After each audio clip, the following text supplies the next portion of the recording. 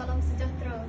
Yang saya hormati Tuan Pengerusi Majlis, panel hakim yang berpegang pada prinsip keadilan, penjaga masa yang taat pada tugasnya, guru-guru yang saya hormati, serta hadirin sekalian. Selamat pagi dan salam sejahtera saya ucapkan. Nama saya Nurul Najihah binti Muhammad Luqman. Berdirinya saya pada pagi yang ceria ini dengan tajuk pidato Wanita Berjaya, Negara Berjaya. Hadirin yang dihormati, berdasarkan statistik yang dikeluarkan oleh Anas Alam Fazli pada tahun 2017, sasaran negara berpendapatan tinggi telah menjadi tumpuan dalam perbincangan dasar ekonomi sejak 7 tahun lepas.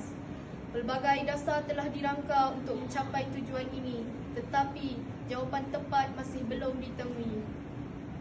Menurut kajian daripada Pengisytiharan Hak Asasi Manusia Sejagat, ADA menyebut bahawasanya pengiktirafan keutuhan, kemuliaan dan hak sama rata serta asasi yang tak terpisah bagi seluruh umat manusia adalah asas kebebasan, keadilan dan kedamaian dunia.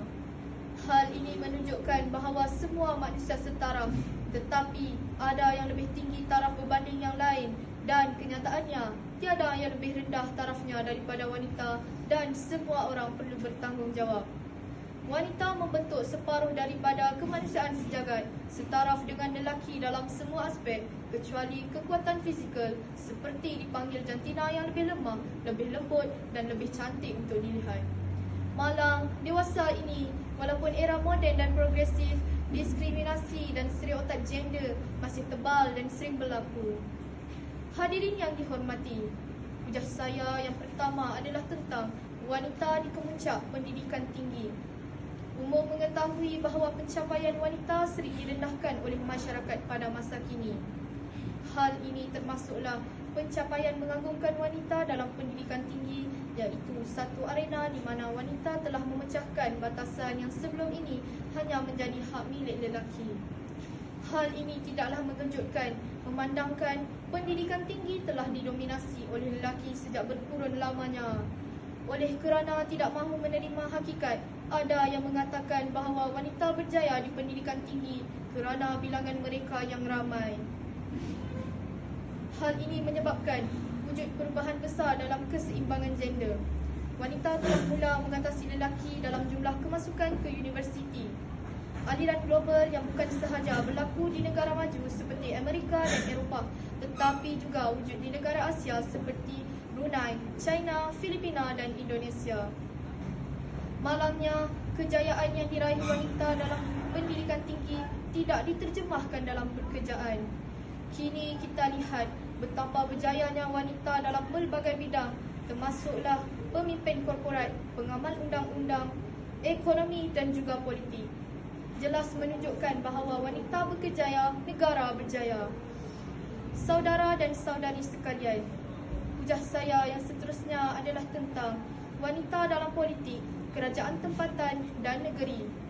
Sejak kita merdeka, wanita Malaysia telah mempunyai hak untuk mengundi dalam pilihan raya dan memegang jawatan pentadbiran. Kini, wanita ialah sebahagian pengundi berdaftar dan aktif melibatkan diri dalam kegiatan politik. Golongan wanita mengorak langkah bersama-sama dalam memajukan negara. Wanita telah bersama-sama berganding bahu dalam memberikan idea untuk pembangunan negara. Jika dilihat kepada Menteri Pembangunan Wanita, Keluarga dan Masyarakat adalah contoh wanita berjaya yang berjaya menggalas tanggungjawabnya dengan baik. Menurut berita harian online bertarikh 26 Ogos 2019, Timbalan Menteri Pembangunan Wanita, Keluarga dan Masyarakat, Hannah Yeoh berkata, prestasi wanita di negara ini juga sudah meningkat dan terbukti dengan pencapaian wanita dalam pelbagai bidang seperti aspek termasuk pelantikan Datuk Seri Dr. Wan Azizah binti Wan Ismail sebagai mantan Timbalan Perdana Menteri Malaysia. Hujah saya yang terakhir adalah tentang perubahan zaman, realiti perkembangan wanita dahulu dan sekarang. Memetik laporan yang diterbitkan oleh Jabatan Perangkaan Malaysia pada 15 Julai 2019. Jumlah penduduk perempuan adalah sebanyak 15.8 juta orang Manakala lelaki pula 1 juta orang lebih ramai berbanding perempuan, iaitu sebanyak 16.8 juta orang.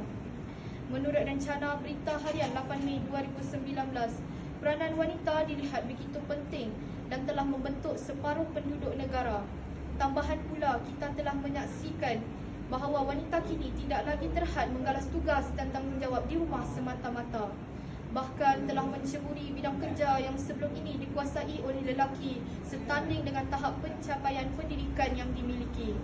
Di samping itu, wanita juga telah berjaya dalam meningkatkan potensi diri dan membantu mengukuhkan ekonomi keluarga dan negara. Oleh itu, jelaslah wanita berkejaya, negara berjaya. Hadirin dan hadirat yang dikasihi sekalian, sebelum meninggalkan persada hujah, saya ingin tegaskan bahawa wanita berkejaya, negara berjaya. Saya juga ingin mengambil kesempatan menyusun 10 jari memohon ampun dan maaf sekiranya terdapat kekasaran dan ketelajakan kata semasa saya berhujah tadi. Sekian, terima kasih.